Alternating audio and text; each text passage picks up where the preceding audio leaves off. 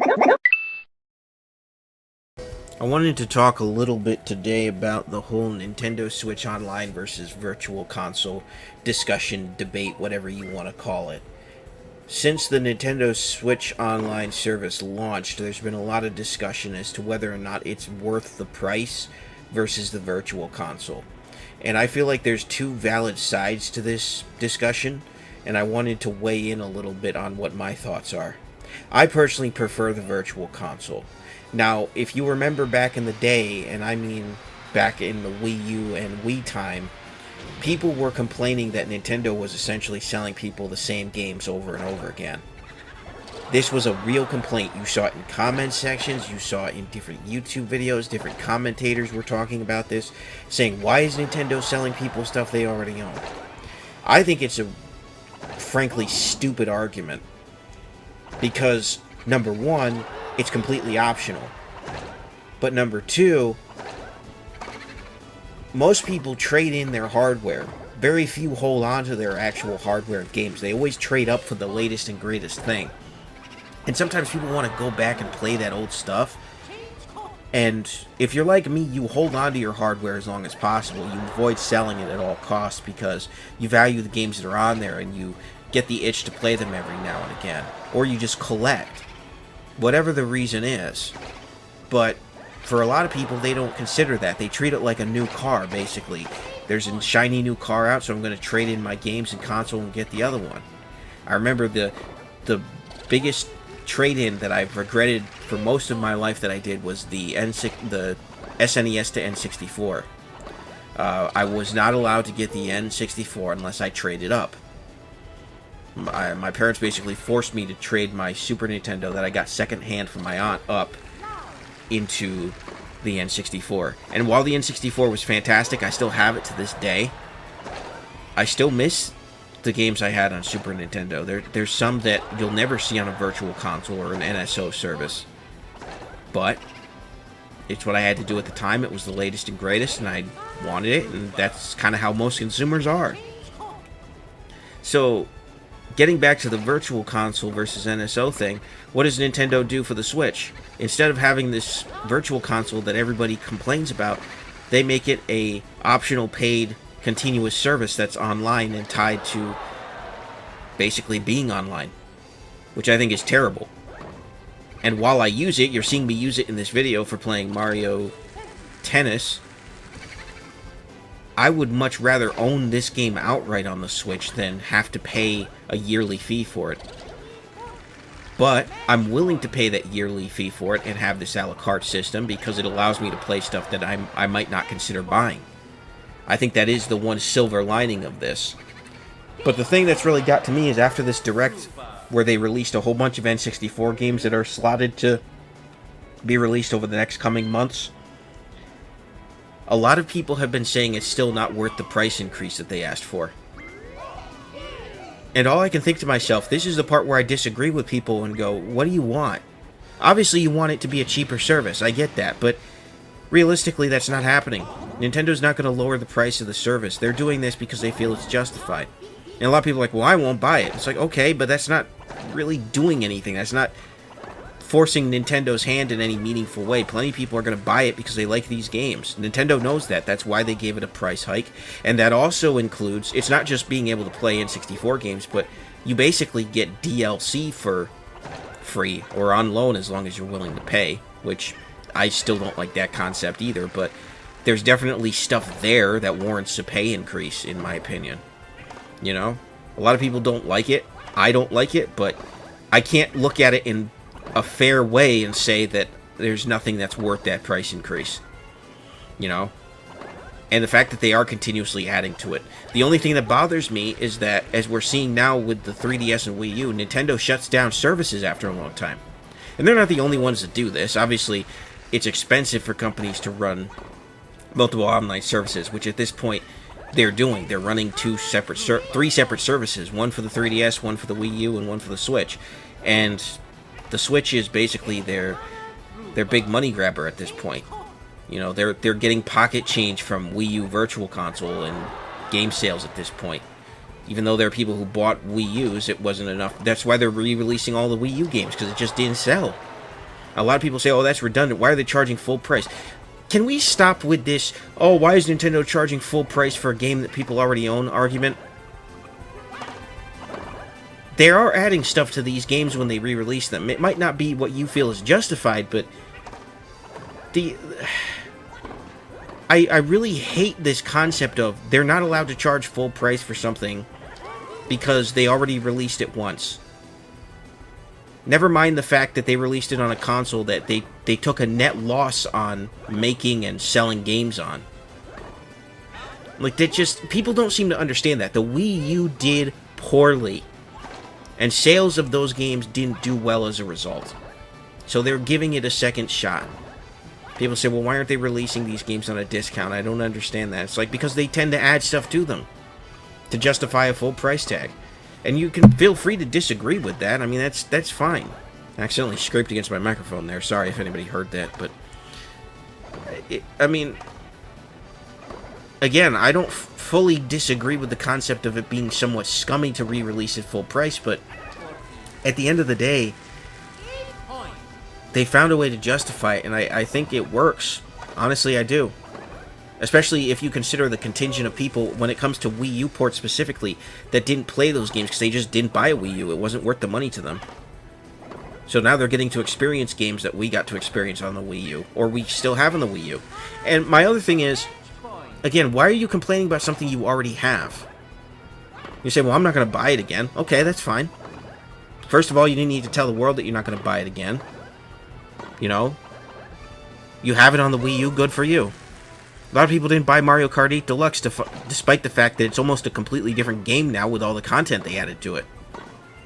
You know, they've added a whole bunch of DLC tracks and all of the DLC that was in the Wii U version. They've expanded the game to twice its size. But apparently that doesn't mean much to some people. They're just like, well, you know, it's essentially the same game at its core. Well, no, it's not. So, I don't know what to tell you about that one. That's a personal preference, but... I don't know. There's multiple sides to this discussion. Like I said, I want to see a virtual console come back in some form, and I don't know how Nintendo could do that now, because then they would get hammered by people, because they're like, you mean to tell us you gave us this subpar Nintendo Switch Online service for all these years, only to turn around and just do a virtual console again? I really don't feel like they would do that.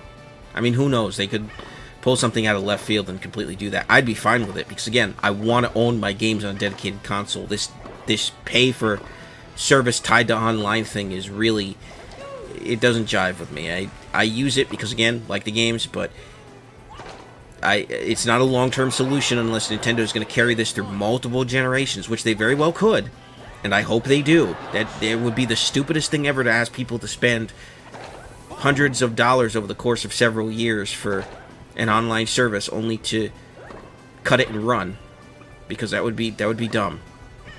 Especially if they go back to a virtual console and don't have this as an option. I heard somebody suggest at one point that they should do both, and I think that's pretty fair. It would be expensive on their part, but I think it'd be pretty fair. Having the option to be able to buy these games outright is desperately needed. But the only reason we don't have that is, again, because of all the people who complained back in the virtual console era, who were like, oh, well, you already own these games, why are they charging you for them again? It's like, what is Nintendo supposed to be, a charity? They're not above criticism by any means, but for gosh sakes, people. I mean, they own these properties. They're allowed to sell them again, and you're allowed to choose whether or not you want to buy them, but people really hammered Nintendo over the virtual console, unnecessarily so. They're not doing the same with Xbox. They're releasing pretty much every game in the Xbox library. Most games in the original Xbox and 360 libraries have been re-released on the Xbox One and Series X and S. And people think it's fantastic. Now, granted, those games are available to buy. They're not just, you know, online only, which is also great, but it shows they recognize, as Nintendo does, that there is a contingent of people who value these games and want them to be playable far into the future. And they don't want them to resort to emulation outside of their official capacity. And I'm okay with that, so long as they provide a means to do so. And right now, this is the means. But people are upset because not everything they want is on here yet. And I'm like, I understand that. But I also understand from a corporate standpoint, there's hurdles to go through in order to get this to happen. There was hurdles to go through in order to release them on the virtual console. So obviously there's going to be hurdles, legally speaking, getting them on a paid online service, especially when it comes to the rights of publishers and all of these things. Deals that have the ink has long since dried up. We're talking about games in the 80s and 90s in some cases. So I get that part of it too. So I'm just like, well, okay, so it takes time and people are tired of waiting. I get this and people are tired of waiting, but what other choice do they have? If Nintendo is planning on releasing more consoles and getting more games on there, there's a whole sea of rights and people that they have to pay to get this done. Just because a game is on Nintendo's console doesn't mean that they have full rights to it. You know, that's not how that works. They have to go through the process to obtain the rights to be able to redistribute it, and that publisher is going to want to cut. Ultimately, that publisher is going to want to cut.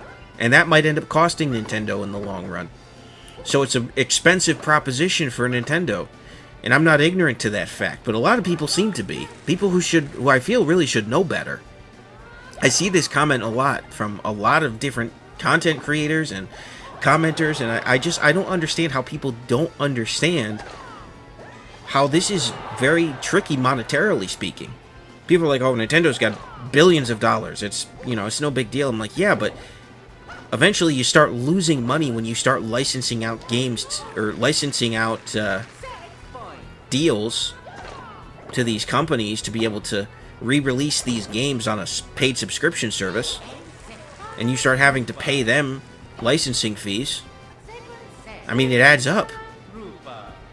Oh, but Nintendo can pay for it. It's no big deal. It's like, you don't know how Nintendo budgets. You don't know how those budgets work. I don't know how those budgets work. I'm not going to sit here and pretend that just because a company has a large chunk of money that I know how best for them to spend it. I don't. I don't run the company. I'm not in their budgeting or bookkeeping department. I don't make those decisions, and neither do you. So why do so many people talk as if it's no big deal for Nintendo and they're just being greedy or stupid? That doesn't feel like a nice or honest argument to me. And people are like, oh, you're just defending a multi-billion-dollar corporation.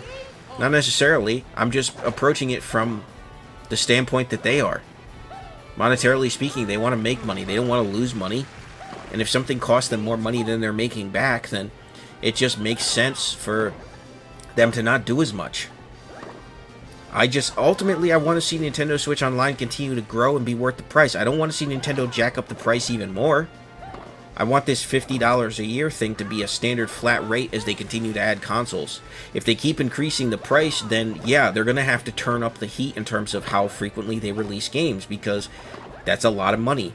If you end up paying over $100-some a year for multiple consoles, that's going to be a problem. People are going to stop paying for that, especially with, you know, inflation on the horizon and all sorts of economic woes.